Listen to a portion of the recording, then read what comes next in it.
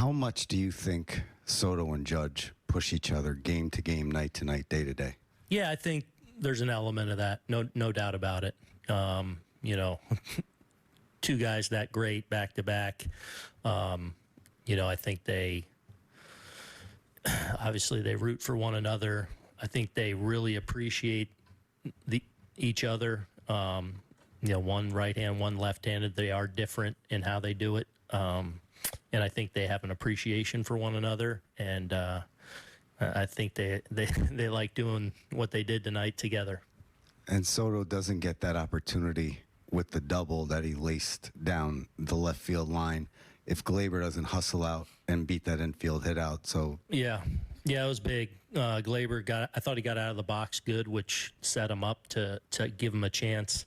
A couple little at bats in that inning. Glaber getting there obviously to extend the inning, but I thought Verdugo I think was down 0-2 when he walked, and then Peraza had a good at bat too to get a walk. So some little things that kind of set the table there, and then you know, a little swing by Juan there kind of broke the game open. When you look at how Soto and Judge did the damage tonight, it was spread out over, I think, 4 different innings. Do you see what kind of toll that takes on the opposition when you've got to deal with these two so many times in so many tough situations? Yeah, because, you know, I thought Cantillo threw the ball well. Like, it was my first time seeing him in person, and I thought his stuff looked good. You know, that his heater, kind of like Nestor's tonight, was, you could see it play up. It's got life to it.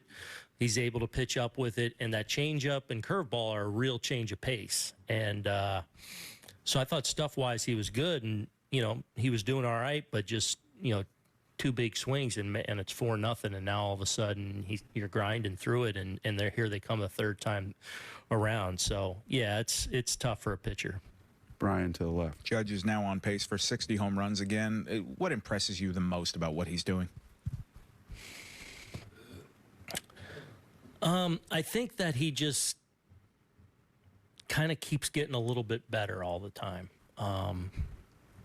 Yeah, and I think that's what greatness is you're never kind of satisfied with who you are. You know, there's adjustments to be made, improving on the margins to be made. And I think, you know, obviously since he's been in the league, he's pretty much been great from jump, but I think just the way he controls the strike zone now is to another level. And then, you know, his power is different than just about anyone. Dan. Aaron, Soto already has a career high in home runs. Was that a focus of his, do you know, this year coming over here to hit more home runs, or do you think it's more a product of where he is in the lineup with Judge there?